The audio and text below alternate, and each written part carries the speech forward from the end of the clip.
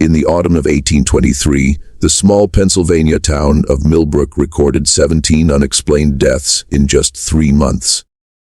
What made these deaths particularly disturbing wasn't the number, but the fact that every single victim had been prepared for burial by the same family-owned funeral home.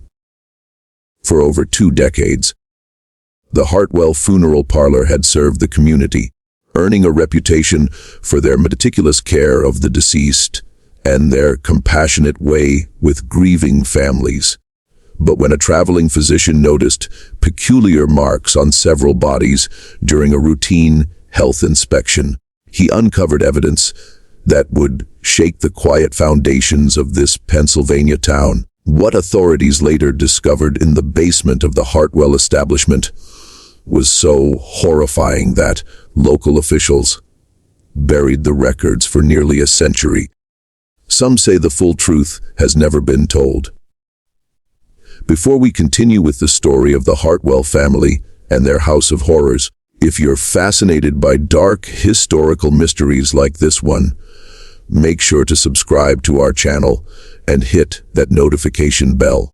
We bring you the most chilling true stories from America's past. Also, let us know in the comments what state or city you're listening from. We love hearing from our community of mystery lovers worldwide. But let me take you back to the Pennsylvania countryside of 1823, where the Hartwell family had built what appeared to be a respectable business on a foundation of unimaginable darkness. Millbrook sat nestled in the rolling hills of southeastern Pennsylvania, a community of barely 300 souls who made their living from farming, logging, and the occasional travelers who stopped at the town's single inn. The year 1823 marked a period of growth for the young American Republic, but small towns like Millbrook remained largely isolated from the bustling cities of Philadelphia and Pittsburgh. Here, neighbors knew each other's business, children played freely in the streets, and trust was the currency that held the community together. The Hartwell family had arrived in Millbrook in 1801, when Patriarch Ezekiel Hartwell purchased a large stone house on the outskirts of town and established the area's first dedicated funeral parlor. Before the Hartwells, families had prepared their own dead or relied on the local carpenter to build coffins. Ezekiel's professional approach to death care was initially viewed with suspicion by some townspeople, but his respectful manner and fair prices quickly won over the community. Ezekiel lived in the funeral home with his wife Martha, their 3 children, sons Josiah and Caleb, and daughter Rebecca, and Martha's elderly father, Thomas Creed. The family appeared to embody the Protestant work ethic that defined rural Pennsylvania. They attended Sunday services at the Methodist Church, participated in community barn raisings, and Martha was known for bringing pies to families experiencing hardship. Josiah, the elder son at 26, had learned the embalming trade from his father and was expected to inherit the business. Caleb, 23, assisted with carpentry and grave digging. Rebecca, just 19, helped her mother with domestic duties, and often comforted grieving families with her gentle manner. The Hartwell establishment occupied a 3-story stone building with a wooden addition that housed the preparation rooms. The main floor served as both the family's living quarters and the viewing area for the deceased. A narrow staircase led to the 2nd floor, where the bedrooms were located, while another set of stairs descended to a basement converted into an embalming and storage area. The property also included a large barn, where coffins were constructed, and a small cemetery plot for those who couldn't afford burial elsewhere. What made the Hartwells particularly trusted was their willingness to serve families regardless of their ability to pay. During harsh winters when crops failed, they often provided services in exchange for food or future labor. This generosity created a network of grateful families throughout the region, and word of their compassionate service spread to neighboring towns. By 1823, the Hartwell Funeral Parlor was handling nearly every death within a 15-mile radius. The political climate of 1823 Pennsylvania was marked by tensions between traditional rural values and the encroaching influence of industrial progress. The Erie Canal was nearing completion in New York, promising unprecedented economic opportunity, but also threatening to disrupt the established order of small town life. Religious revival movements swept through Pennsylvania communities, bringing both spiritual renewal and social upheaval as traditional authority structures were questioned. In this atmosphere of change and uncertainty, institutions like the Hartwell Funeral Parlor represented stability and continuity. Yet beneath this veneer of respectability, something sinister was taking root in the Hartwell household.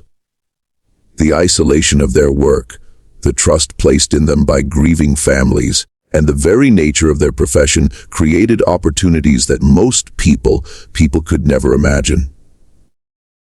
Death had become not just their livelihood, but their obsession.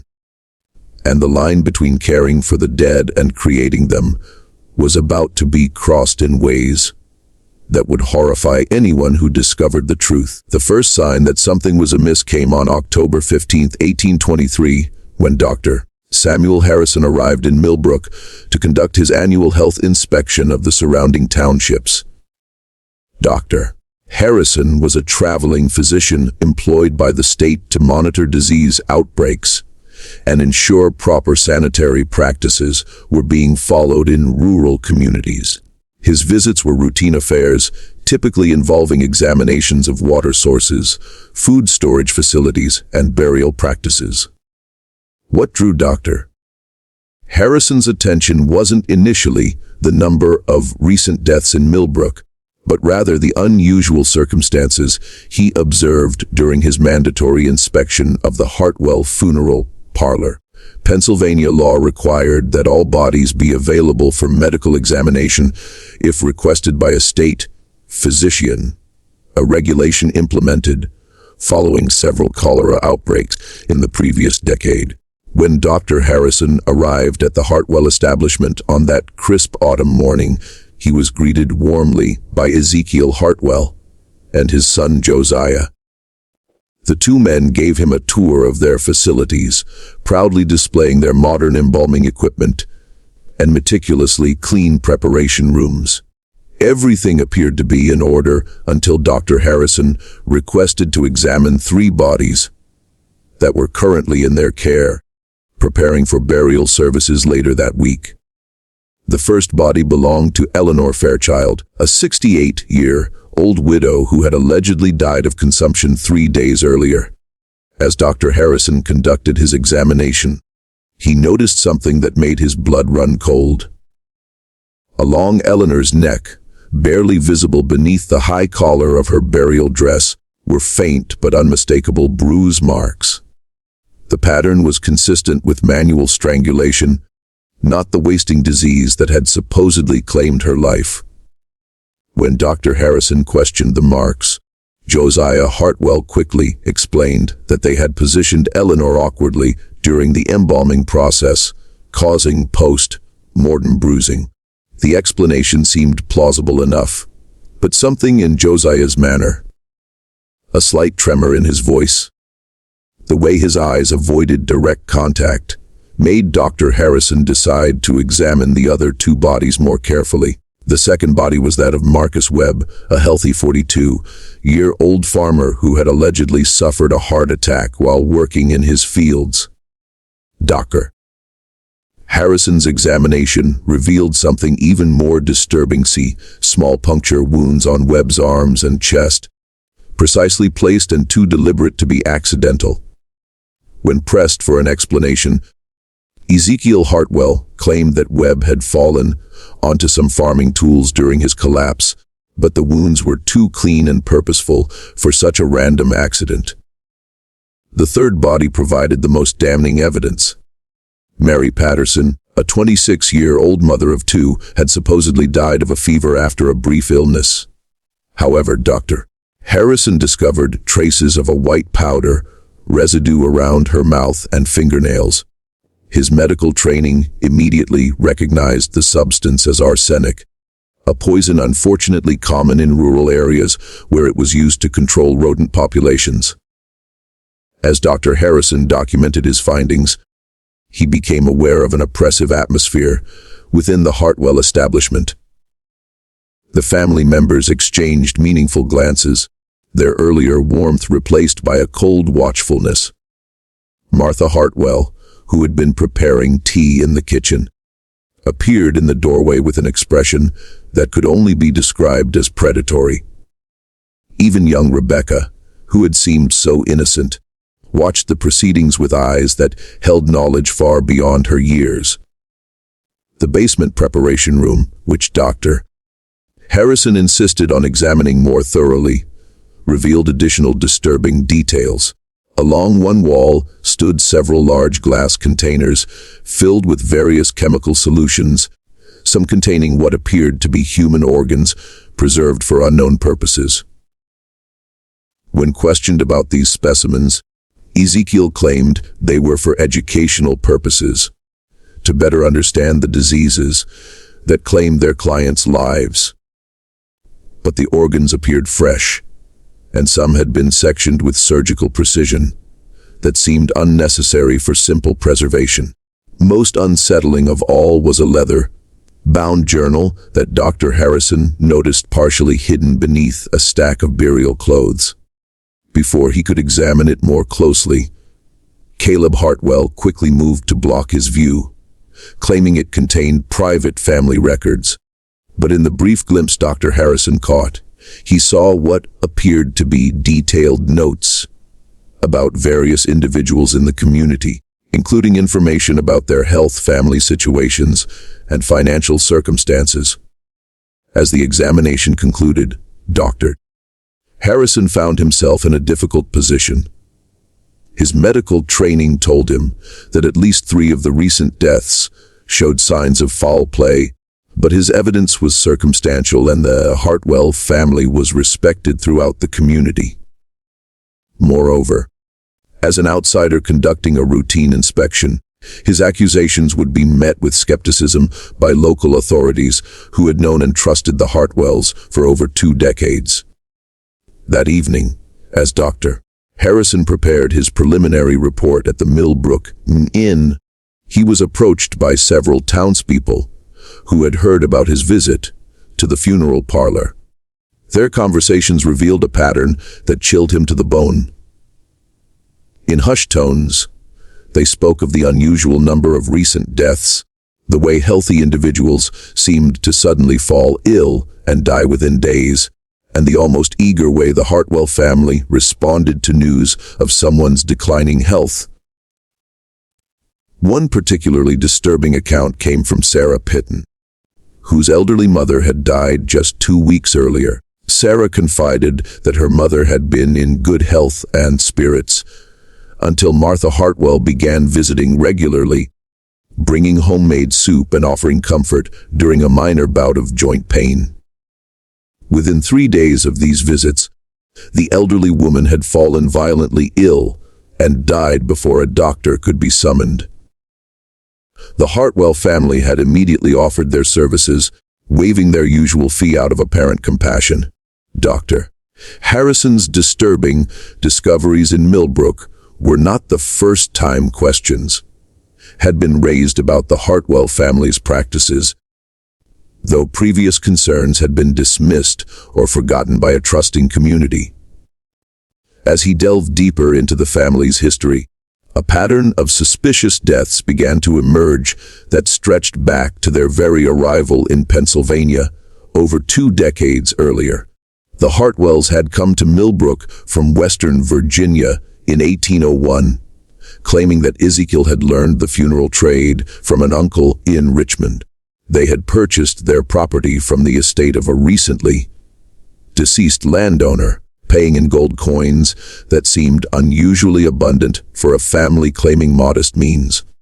Local records from that time showed that their first winter in Millbrook had been marked by an outbreak of what was described as a wasting sickness that claimed 8 lives, all of whom were prepared for burial by the newly established Hartwell Funeral Parlor. Over the years, townspeople had occasionally remarked on certain peculiarities surrounding deaths that occurred when the Hartwells were involved.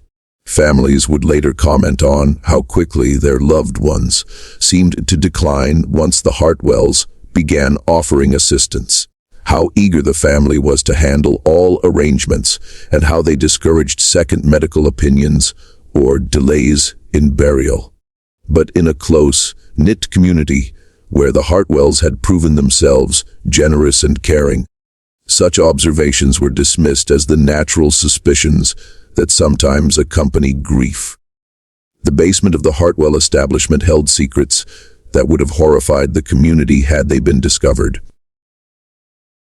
Behind a false wall that Dr. Harrison had not detected during his inspection, the family maintained what could only be described as a laboratory of death.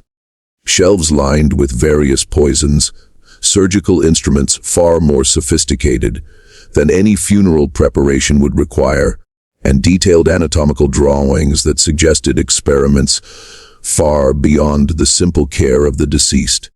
Most damning of all was the complete version of the journal that Dr. Harrison had glimpsed. This leather-bound tome contained meticulous records of every person who had died in their care, along with detailed observations about the effectiveness of various methods and substances. The entries, written in multiple hands over many years, revealed a systematic approach to murder that had been refined through careful practice and observation. The journal documented not just the methods of killing, but the careful selection of victims. The Hartwells had developed a sophisticated understanding of their community, identifying individuals whose deaths would be mourned but not extensively investigated. Elderly people with few relatives, individuals with existing health problems, and those who had fallen on hard times were preferred targets. The family had also learned to space their activities, ensuring that no pattern would be obvious to casual observation. One particularly chilling entry, written in Josiah's careful script, described the murder of Marcus Webb in clinical detail. Webb had been selected because he was a widower with no close family, and because his farm bordered the Hartwell property, making it convenient to dispose of evidence. The entry noted that Webb had been lured to the funeral home under the pretense of discussing the purchase of a coffin for a recently deceased neighbor. Once there, he had been overpowered and subjected to what the journal euphemistically termed experimental procedures before being killed, and his body staged to suggest a heart attack. The family's motivation appeared to be a complex mixture of financial gain, psychological satisfaction, and what could only be described as scientific curiosity about death and dying. They regularly robbed their victims of money and valuables, but this seemed secondary to their apparent fascination with the process of causing and observing death. Several journal entries discussed their experiments with different poisons, their observations of how various individuals reacted to fear and pain, and their attempts to perfect methods that would leave no obvious evidence of foul play. Martha Hartwell emerged from the journal entries as perhaps the most cunning member of the family. Her specialty was befriending isolated or vulnerable community members, gradually gaining their trust before introducing poisons into food or drink she prepared for them. Her matronly appearance and reputation for kindness made her the perfect predator, able to approach potential victims without arousing suspicion. The children had been gradually inducted into the family's activities as they matured. Rebecca, despite her youth and innocent appearance, had become skilled at identifying potential victims during social gatherings, reporting back to her family about individuals who seemed lonely, ill, or financially distressed. Both sons had developed expertise in the physical aspects of murder, learning to overpower victims and stage crime scenes to avoid detection. What made the Hartwell operation particularly sinister was their integration into the community's social fabric. They attended church services, participated in town meetings, and maintained friendships with many of the same people. They were systematically murdering. This dual existence required a level of psychological compartmentalization that suggested either inherent psychopathy or a gradual descent into madness that had consumed the entire family. The autumn of 1823 had marked an escalation in their activities, driven by both opportunity and growing confidence. The previous winter had been harsh, leaving many families in financial distress and vulnerable to the Hartwells' offers of assistance. At the same time, the family's success in avoiding detection had made them increasingly bold, leading to the accelerated timeline that had finally attracted Dr. Harrison's attention. Dr. Harrison faced a dilemma that would test both his professional integrity and personal courage. His medical examination had revealed clear evidence of foul play, but presenting his findings to local authorities would require him to accuse a respected family of systematic murder. A charge that would seem incredible to a community that had trusted the Hartwells for over 2 decades. Moreover, Dr. Harrison was scheduled to continue his inspection tour to neighboring townships within days, and delaying his departure would require explanations he wasn't prepared to give. The solution came from an unexpected source. On his second evening in Millbrook, Dr. Harrison was approached by Thomas Creed, Martha Hartwell's elderly father, who requested a private medical consultation. The old man claimed to be suffering from severe stomach pains and asked Dr. Harrison to examine him away from the funeral home. They met in the stable behind the inn, where Creed's demeanor immediately transformed from that of a feeble patient to something far more calculating. "Doctor," Creed whispered, his eyes darting nervously toward the street. "I know what you found during your examination today. The marks, the poison, the wounds that don't match the claimed causes of death. You're right to be suspicious, but you don't understand the full scope of what's happening in that house." What Thomas Creed revealed to Dr. Harrison over the next hour painted a picture of evil that exceeded even the physician's growing suspicions. Creed explained that he had been gradually poisoned by his own family over the past several months, experiencing the same symptoms that had preceded the deaths of several recent victims. His advanced age and declining health had made him an ideal test subject for the family's experiments, but his survival instinct and knowledge of their methods had allowed him to identify and counteract their attempts on his life. According to Creed, the family's activities had begun as simple grave robbing. Shortly after their arrival in Millbrook, Ezekiel had discovered that freshly buried bodies could be exhumed and stripped of valuable jewelry, gold teeth, and burial clothes that could be resold in distant communities.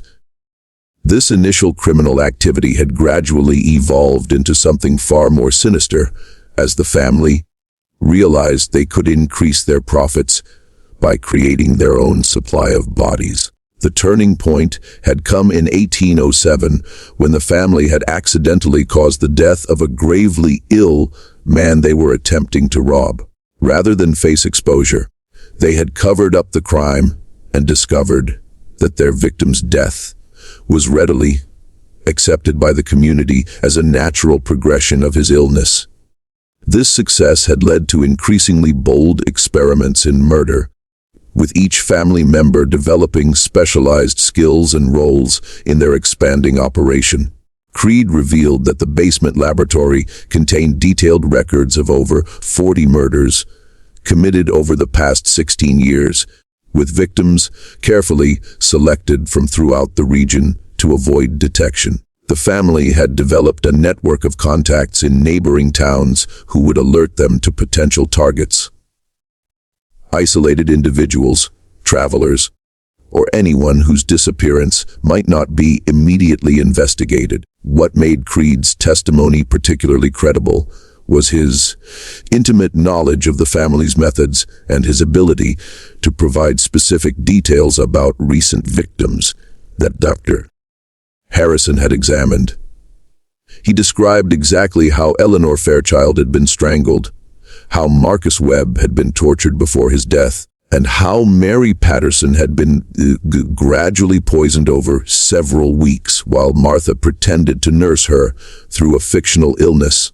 The old man also revealed the existence of a mass grave hidden in the woods behind the Hartwell property, where the family disposed of victims whose bodies couldn't be passed off as natural deaths.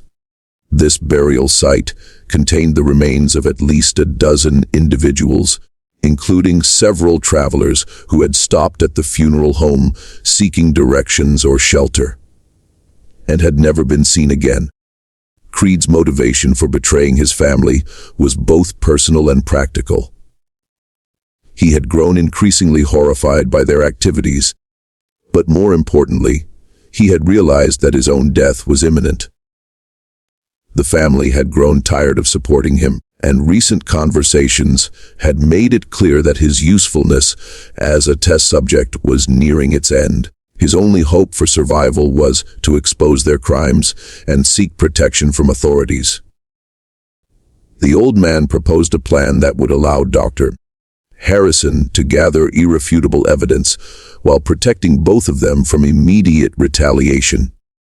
Creed would provide the physician with the key to the basement laboratory, allowing him to examine the hidden records and evidence during the family's absence at Sunday church services. This would give Dr. Harrison the documentation he needed to convince authorities, while Creed would use the same opportunity to escape to a distant relative's home in Philadelphia. Dr. Harrison spent the remainder of the night wrestling with the implications of Creed's revelations. The scope of the crimes was staggering, involving dozens of murders committed over nearly 2 decades by a family that had been trusted and respected by their entire community. The evidence Creed promised would likely be sufficient to secure convictions, but it would also destroy the faith and security of hundreds of innocent people who had believed themselves safe in their small town. More troubling was the realization that Dr. Harrison himself was now in danger. His examination of the bodies had clearly aroused the family's suspicions, and his continued presence in Millbrook represented a threat to their operation. Creed warned that the family had killed to protect their secrets before, and they would not hesitate to do so again if they felt cornered. The plan they devised required precise timing and considerable courage. Dr. Harrison would need to gain access to the basement laboratory, document the evidence he found there, and escape Millbrook before the family realized what had occurred. Meanwhile, Creed would disappear during the same time period, making it appear that he had simply wandered off in his senile confusion. A disappearance that would be tragic, but not immediately suspicious. Sunday morning dawned gray and cold, with a November chill that seemed to penetrate the very bones of Millbrook's residents as they prepared for weekly worship services. Dr. Harrison had spent a sleepless night at the inn, alternately reviewing his medical notes and questioning the sanity of the plan he had agreed to undertake. The weight of potential evidence hidden in the Hartwell basement pressed on his mind like a physical burden, made heavier by the knowledge that his own life now hung in the balance. Thomas Creed had provided him with detailed instructions for accessing the basement laboratory during the family's absence at church. The Hartwells, as prominent members of the Methodist congregation, never missed Sunday services and typically remained for social activities that extended well into the afternoon. This would provide Dr. Harrison with approximately 3 hours to locate and document the evidence Creed had described. The key Creed had given him was small and ornate, designed to open a hidden compartment behind the basement stone wall. According to the old man, this compartment contained not only the complete murder journal, but also preserved specimens, poison supplies, and detailed anatomical drawings that would provide irrefutable proof of the family's crimes. More importantly, it contained a detailed map showing the location of the hidden burial ground, where dozens of victims had been disposed of over the years. As the church bells began to ring across Millbrook, Dr. Harrison positioned himself in the woods behind the Hartwell property, watching the family emerge from their home dressed in their Sunday finest. Ezekiel wore a black suit that gave him a dignified ministerial appearance, while Martha had chosen a dark blue dress with a white collar that emphasized her matronly respectability. Josiah and Caleb flanked their parents, looking every inch the devoted sons, while Rebecca walked demurely beside her mother, her innocent appearance masking the calculating mind that Creed had described. What Dr. Harrison found most disturbing was how normal the family appeared as they walked toward the church. Their faces showed no trace of the evil that Creed had described, no hint that they had murdered dozens of innocent people. Over the past 2 decades, they exchanged pleasantries with neighbors along the way, smiled at children playing in yards, and presented themselves as the very model of Christian virtue and family values.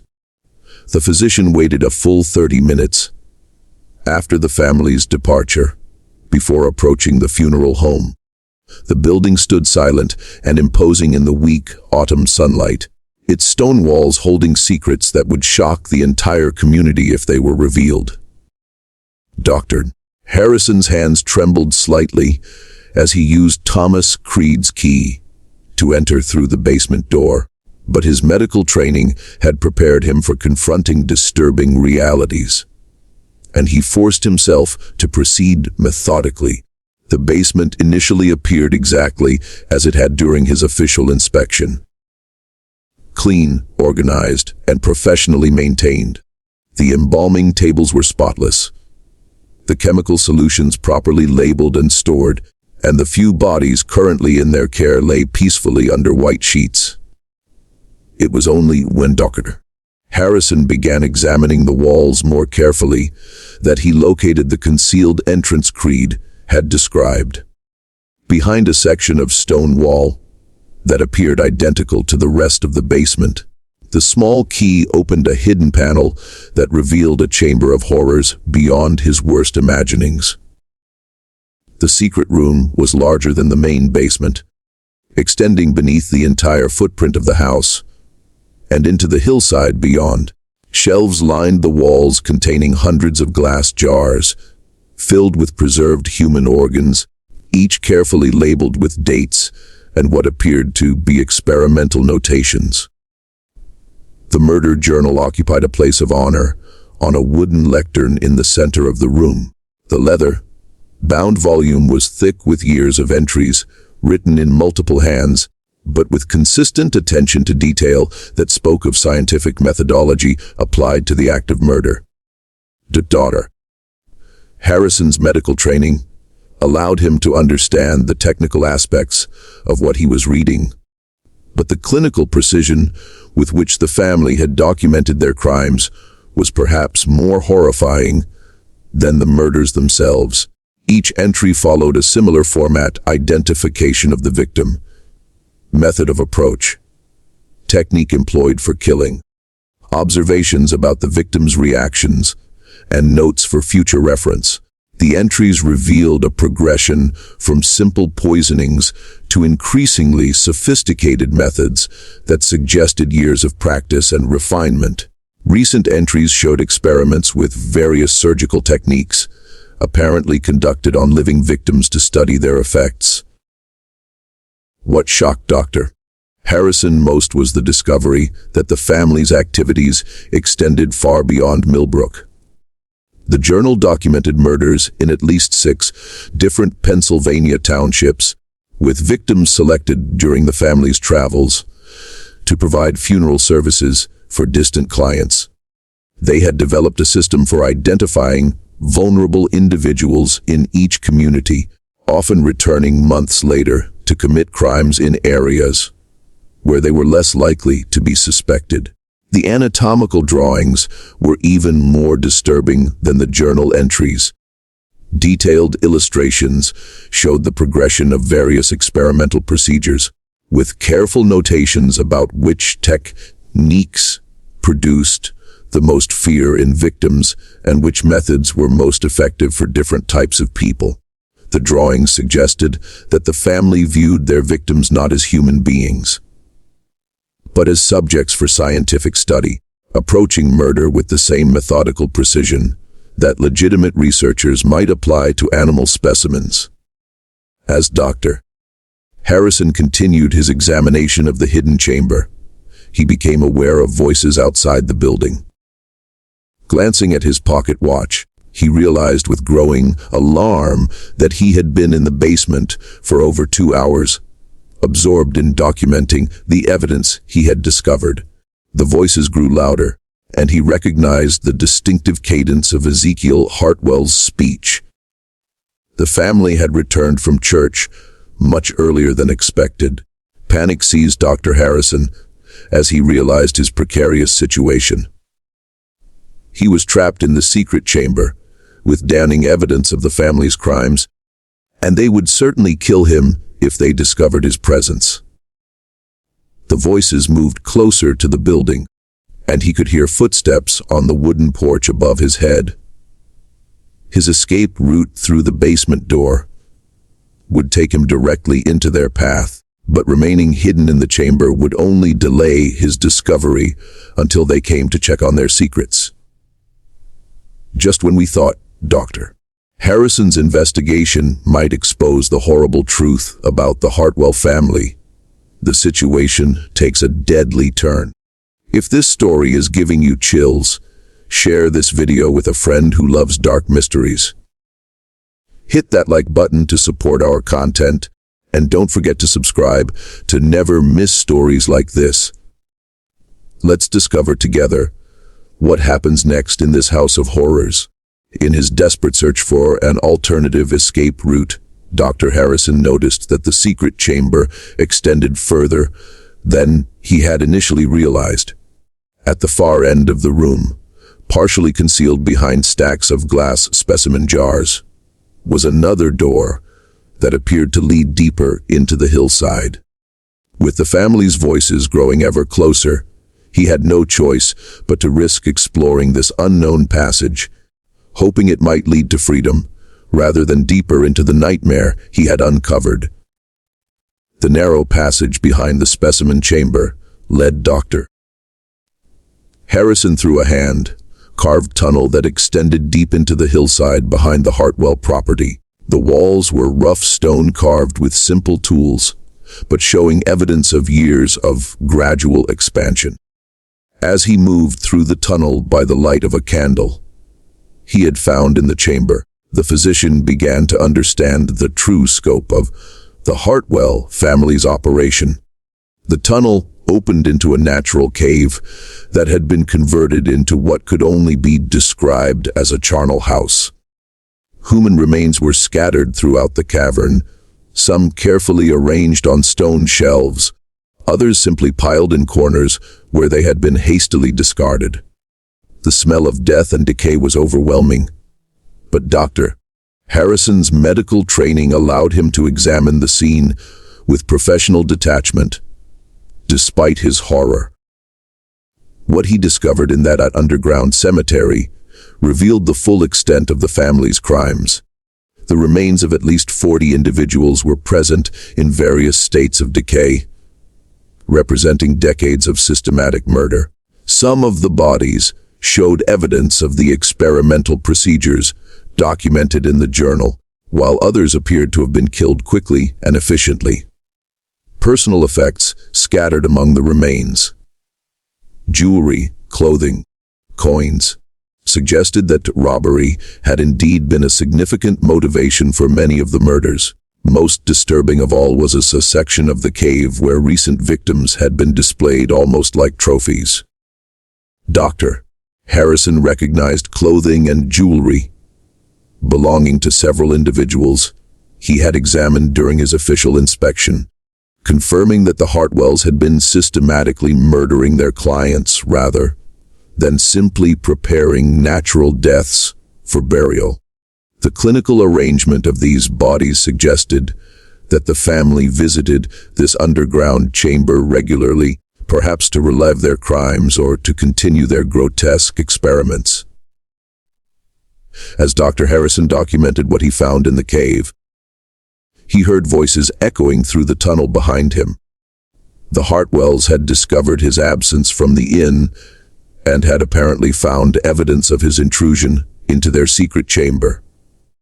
Multiple voices called his name, but their tone was not one of concern. It was the patient, predatory sound of hunters pursuing cornered prey. The cave system proved to have multiple exits, and Dr. Harrison managed to escape through a narrow opening that led to the wooded hillside above the Hartwell property. From this vantage point, he could see the family searching the area around their home, moving with the practiced efficiency of people who had conducted such searches before. It became clear that Dr. Harrison was not the first person to discover their secrets, and the methodical way they combed the area suggested that previous investigators had not survived their discoveries. The physician's escape from Millbrook required all his knowledge of wilderness survival and considerable luck. He was forced to abandon his belongings at the inn and travel cross-country toward the nearest substantial town, avoiding roads where the Hartwells might pursue him. His medical bag contained enough documentation to convince authorities, but he needed to reach civilized areas before the family could silence him permanently. What Dr. Harrison didn't know was that Thomas Creed had not escaped as planned. The old man had been discovered attempting to leave the house and had been confronted by his family about his betrayal.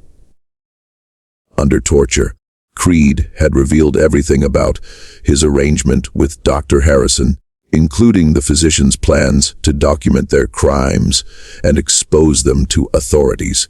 This revelation had prompted the family to return early from church and begin their search for Dr. Harrison. More ominously, it had convinced them that their operation in Millbrook was no longer sustainable. Rather than simply eliminating Dr. Harrison and continuing their activities, they had decided to abandon their established base and relocate to a new community where they could start fresh. The Hartwells' departure from Millbrook was as carefully planned as their crimes had been. They claimed that Ezekiel had received an urgent message about a dying relative in Ohio, necessitating an immediate journey that might keep them away for several months. The funeral home would be temporarily closed, and they asked neighbors to keep watch over their property during their absence. To most of the community, this seemed like a reasonable family emergency that required their sympathy and support. What the townspeople didn't realize was that the Hartwells were methodically destroying evidence of their crimes. Before leaving, the secret chambers were emptied and sealed. The cave system was partially collapsed to hide the remains it contained, and all documentary evidence of their activities was either destroyed or packed for transport to their new location. By the time Dr.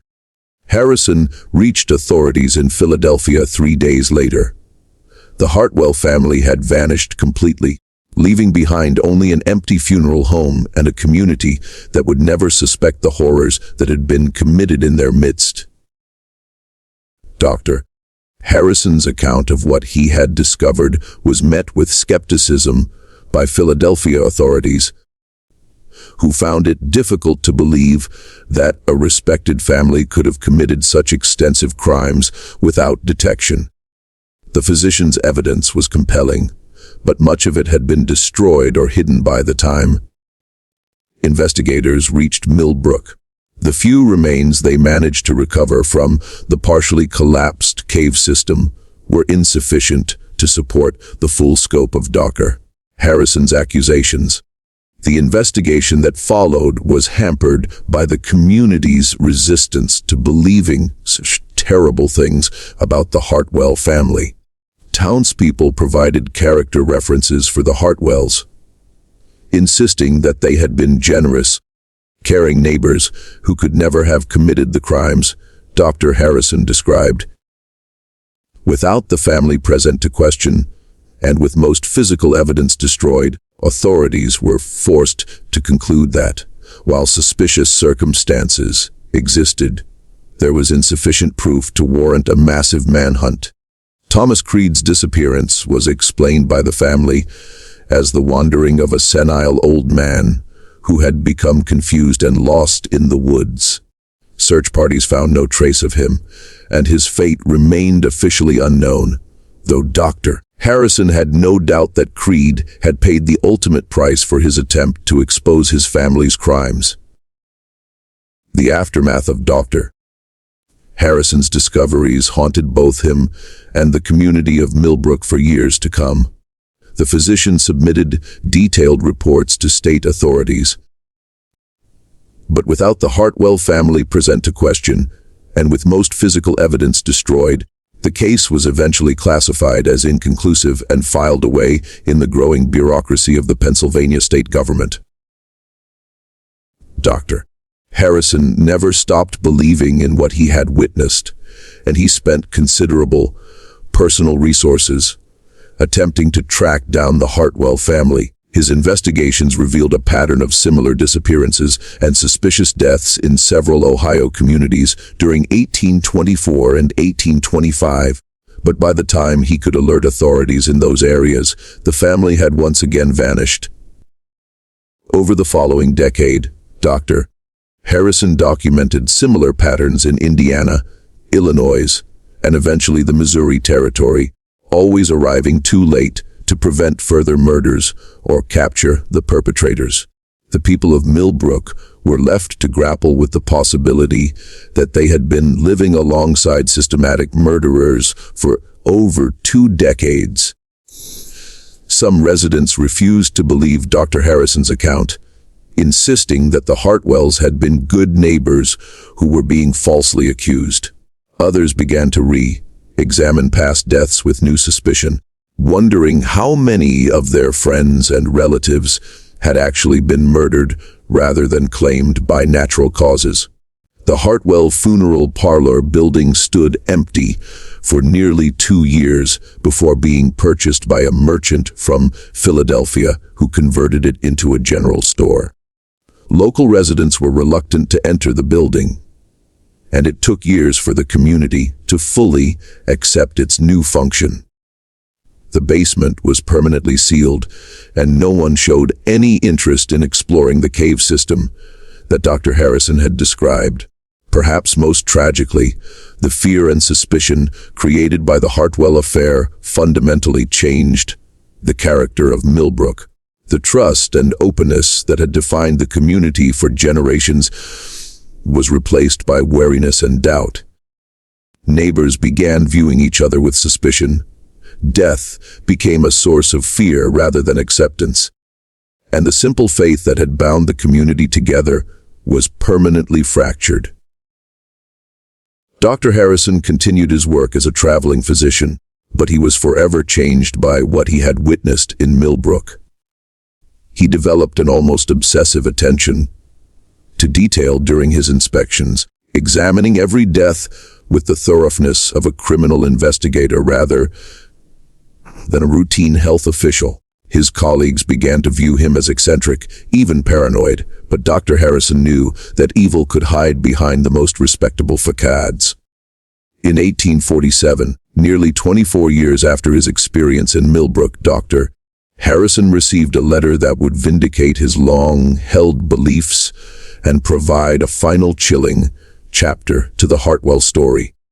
The letter came from a sheriff in Oregon Territory, where westward expansion had carried thousands of settlers seeking new opportunities in the far reaches of the American frontier.